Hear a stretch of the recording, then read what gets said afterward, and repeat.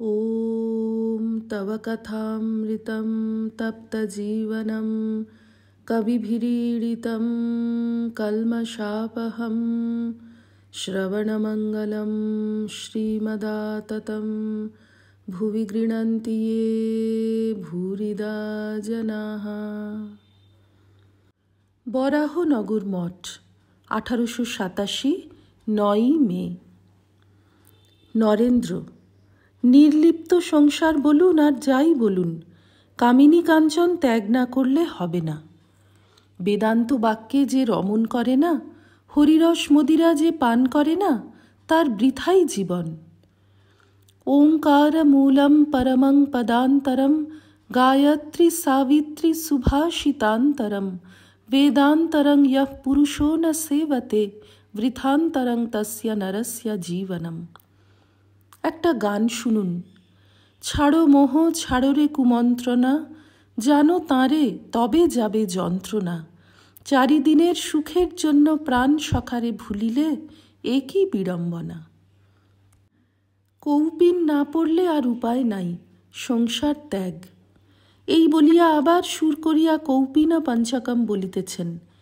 বেদান্ত বাক্যেষু সদা রমন্ত ভিক্ষাণ্যমাত্রেণ চ তুষ্টিমন্ত অশোকমন্তঃ করণে চরন্ত কৌপীনবন্তঃ খলু ভাগ্যবন্তঃ ইত্যাদি। নরেন্দ্র আবার বলিতেছেন, মানুষ কেন সংসারে বদ্ধ হবে, কেন মায়ায় বদ্ধ হবে? মানুষের স্বরূপ কি? চিদানন্দ রূপঃ শিবোহম, আমি সেই সচ্চিদানন্দ।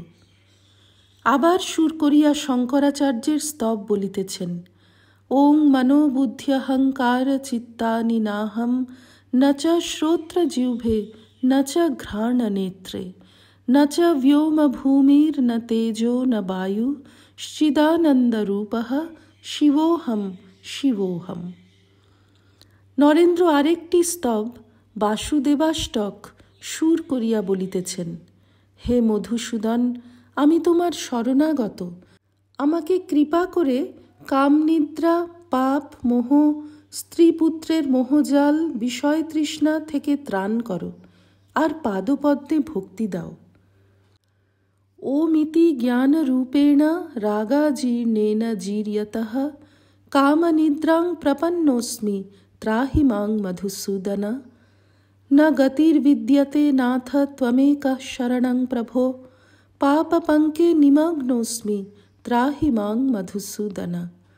মোহিতো মোহজালেন পুত্রদারগৃহাদিষু তৃষ্ণয়া পীড্যমানোস্মি ত্রাহি মাং মধুসূদন। ভক্তিহীনঞ্চ দীনঞ্চ দুঃখশোকাতুরং প্রভো অনাশ্রয়মনাথঞ্চ ত্রাহি মাং মধুসূদন। গতাগতেন শ্রান্তোস্মি দীর্ঘসংসারবৎমসু পুনর্নাগन्तुमिच्छामि ত্রাহি মাং মধুসূদন। বহবোপি ময়া দৃষ্টম योनिद्वारं पृथक् पृथक् गर्भवासे महद्दुःखं ত্রাহি মাং মধুসূদন। तेन देव प्रपन्नोऽस्मि नारायणपरायणः जगत्संसारमोक्षार्थं त्राहि मां मधुसूदन। वाचयामि यथोत्पन्नं प्रणमामि तवाग्रतः जरामरणभीतोऽस्मि त्राहि मां मधुसूदन। सुकृतं न कृतं किञ्चित् दुष्कृतं च कृतं मया संसारे पापपङ्केऽस्मिन् त्राहि मां मधुसूदन। देहान्तरसहस्राणाम् अन्योन्यं च कृतं मया कर्तृत्वं च मनुष्याणां त्राहि मां मधुसूदन। वाक्येन यत् प्रतिज्ञातं कर्मणा नोपपादितं सोऽहं देवदुराचारस्त्राहि मां मधुसूदन।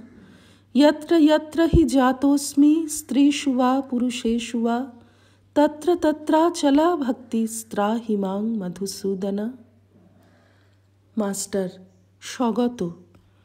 নরেন্দ্রের তীব্র বৈরাগ্য, তাই মঠের ভাইদের সকলেরই এই অবস্থা। ঠাকুরের ভক্তদের ভিতর যারা সংসারে এখনো আছেন, তাঁদের দেখে এদের কেবল কামিনী কাঞ্চন ত্যাগের কথা উদ্দীপন হচ্ছে। আহা, এদের কি অবস্থা! এ কটিকে তিনি সংসারে এখনো কেন রেখেছেন? তিনি কি কোনো উপায় করবেন? তিনি কি তীব্র বৈরাগ্য দিবেন, না সংসারেই ভুলাইয়া রাখিয়া দিবেন?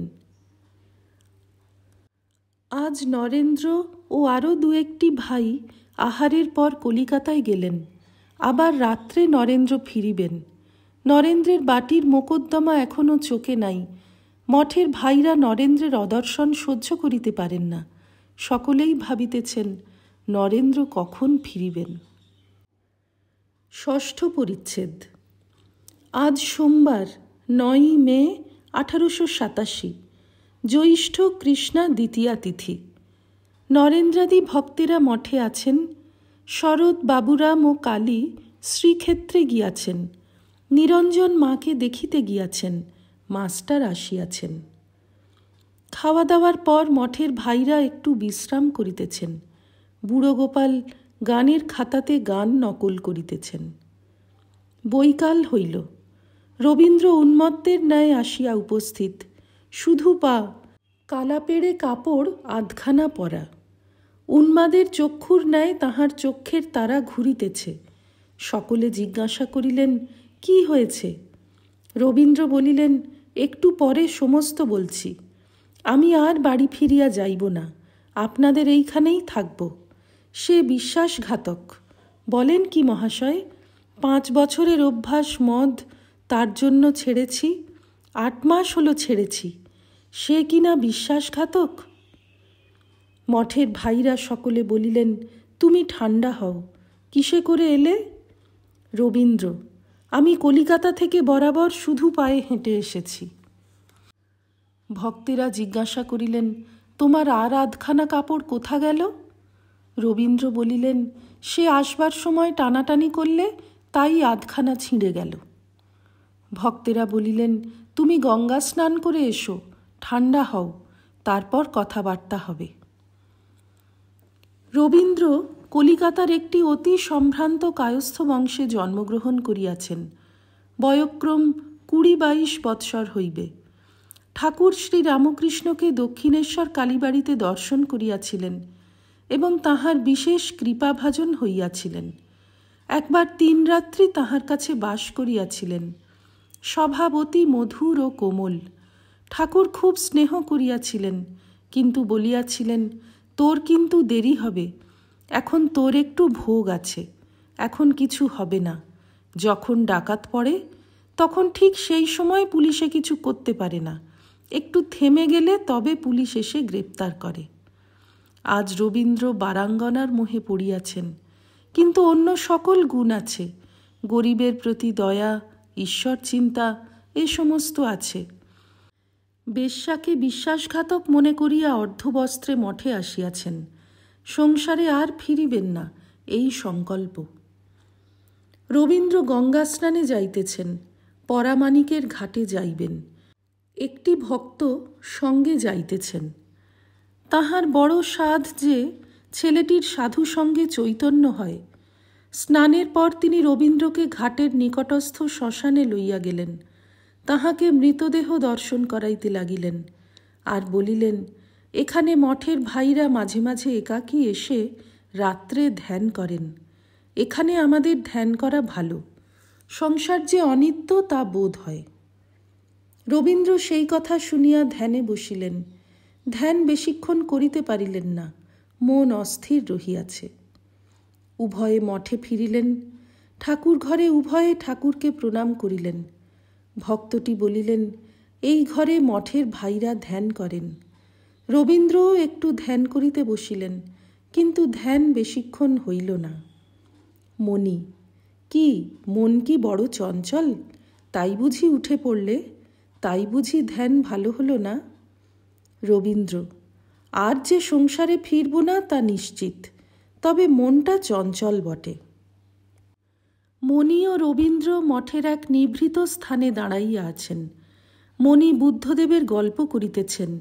দেবকন্যাদের একটি গান শুনে বুদ্ধদেবের প্রথম চৈতন্য হয়েছিল। আজকাল মঠে বুদ্ধচরিত ও চৈতন্যচরিতের আলোচনা সর্বদাই হয়। মণি সেই গান গাহিতেছেন। জুড়াইতে চাই কোথায় জুড়াই, কোথা হতে আসি কোথা ভেসে যাই, ফিরে ফিরে আসি কত কাঁদি হাসি, কোথা যাই সদা ভাবি গোতাই। ওম নিরঞ্জনম নিত্যমনন্তরূপং ভক্তানুকম্পাধৃতবিগ্রহং বৈ ঈশাবতারং পরমেশমিড্যং তং রামকৃষ্ণং শিরসা নমামঃ। শ্রীরামকৃষ্ণার্পণমস্তু।